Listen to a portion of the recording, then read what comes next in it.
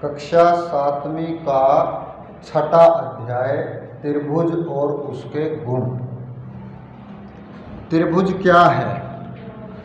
छठी class में हमने पढ़ा किसी तल में 3 असंरेख बिंदुओं को मिलाने से प्राप्त आकृति त्रिभुज कहलाती है। अब त्रिभुज में जो दूसरा नाम त्रिभुज का है त्रिकोण। त्रिभुज सबसे कम भुजाओं वाला बहुभुज है। इसमें 3 रेखाखंड त्रिभुज की भुजाएं हैं और जहां 2 रेखाखंड आपस में मिलते हैं वो 3 बिंदु त्रिभुज के शीर्ष हैं और 3 ही त्रिभुज के कोण हैं। त्रिभुज में त्रिभुज दूसरा नाम त्रिकोण, भुजा, शीर्ष, कोण, सारे 3 हैं। इससे आगे जो आएंगे हमारे पास इस कक्षा में शब्द माध्यिका और शीर्षलंब,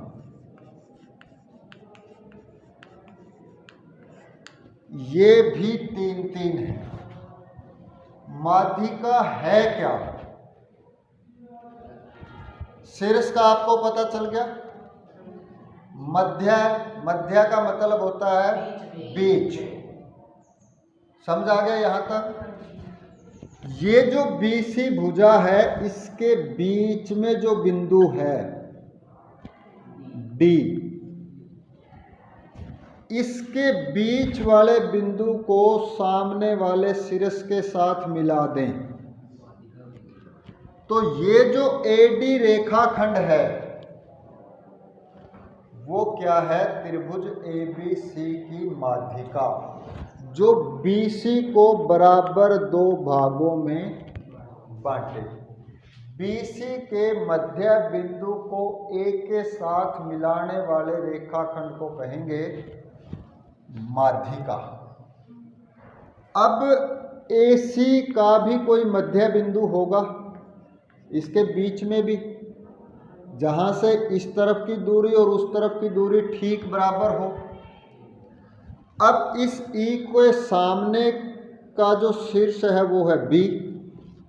बी के साथ ये बीई रेखाखंड इसकी दूसरी माध्यिका है। इसी तरह से ए बी के बीच में कोई बिंदु है, नाम हमने रख लिया एफ, तो एफ को सी से हम मिला दें तो सी एफ त्रिभुज की तीसरी माध्यिका है। माध्यिका समझ आ गई?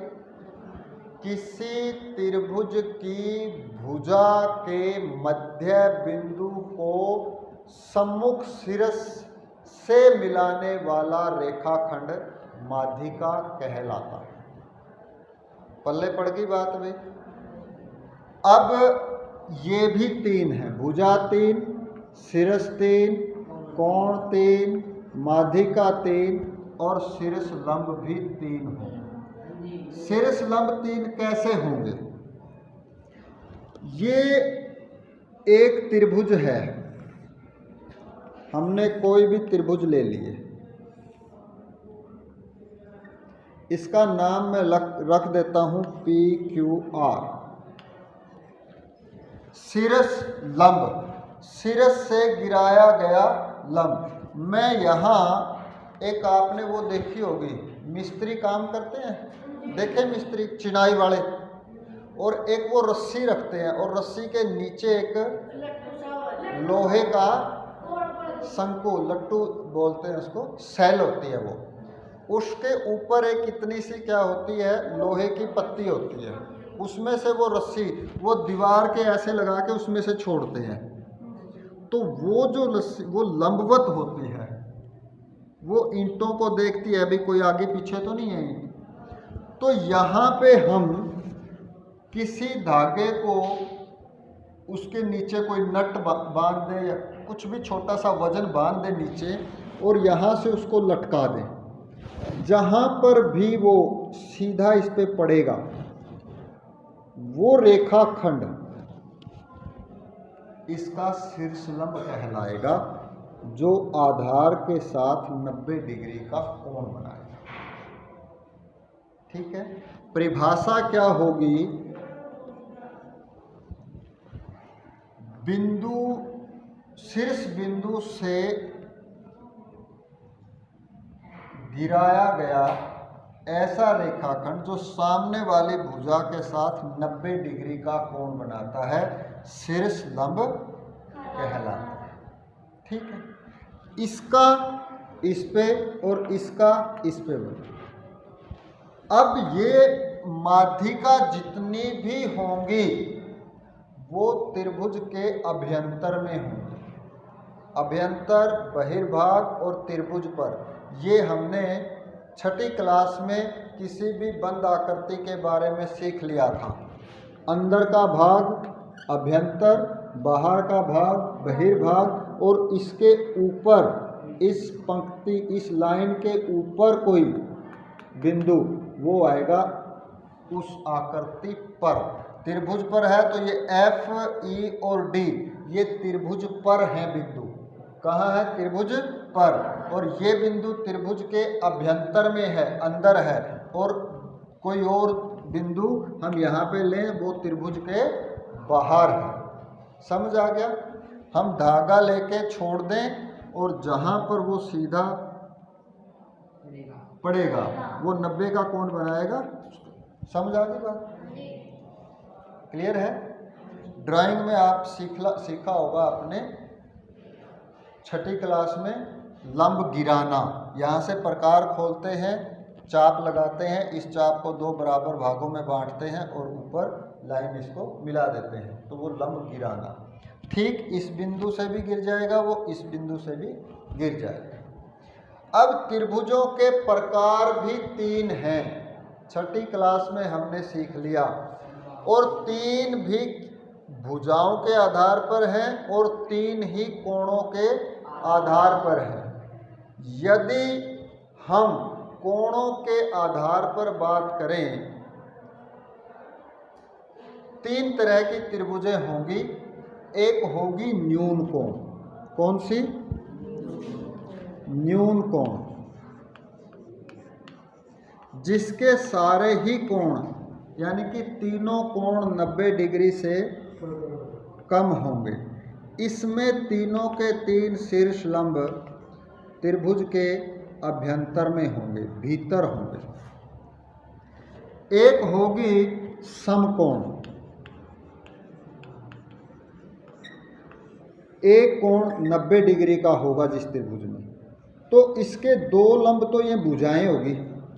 यहाँ से लंब गिराएंगे ये हो गया, यहाँ से गिराएंगे ये हो गया, 2 भुजाएं होगी लंब, और तीसरा लंब कर्ण पर गिरेगा। एक अभ्यंतर में होगा और 2 त्रिभुज की भुजाएं ही होंगी, त्रिभुज पर होंगे। तीसरी त्रिभुज होगी अधिक कोण। एक कोण 90 डिग्री से बड़ा होगा, तो इसमें ये जो लंब गिरेगा आपका, इस भुजा को आगे बढ़ा के, ये त्रिभुज के बाहर होगा। और ये सारी स्थितियां आपकी किताब में दी हुई है। यहाँ तक समझ आ गया? पल्ले पड़ गई? समबाहु त्रिभुज ऐसी त्रिभुज है जिसकी तीनों माध्यिकाएं और तीनों शीर्षलंब वही होते हैं। जो माध्यिकाएं हैं वही शीर्षलंब है, और जो शीर्षलंब है वही माध्यिकाएं भी हैं। समद्वि बाहु त्रिभुज में एक ऐसी माध्यिका होती है जो त्रिभुज का शीर्ष लंब भी है। ठीक है जी? हो जाएगा भाई। तो ये प्रश्नावली 6.1 आपकी पूरी एक बार पढ़ के देखो।